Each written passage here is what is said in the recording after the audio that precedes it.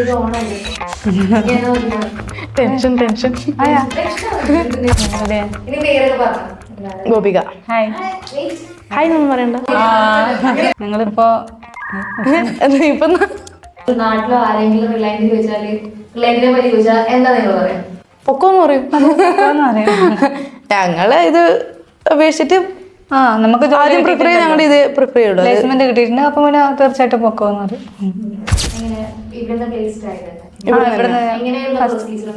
First interview തന്നെ placed ആയിരുന്നു. ഇവിടെ പ്ലേസ്മെന്റ് ഡ്രൈവ് അങ്ങനെ വന്നതാ നമ്മള്. അപ്പൊ ഞങ്ങൾ ഇവിടുന്ന് നമ്മൾ ക്ലാസ്സിൽ നിന്ന് 3 പേരുണ്ടായിരുന്നു. 3 പേര് പ്ലേസ്ഡ് ആയി ഇയറിൽ. അടിപൊളിയായിരുന്നു. അടിപൊളിയായിരുന്നു.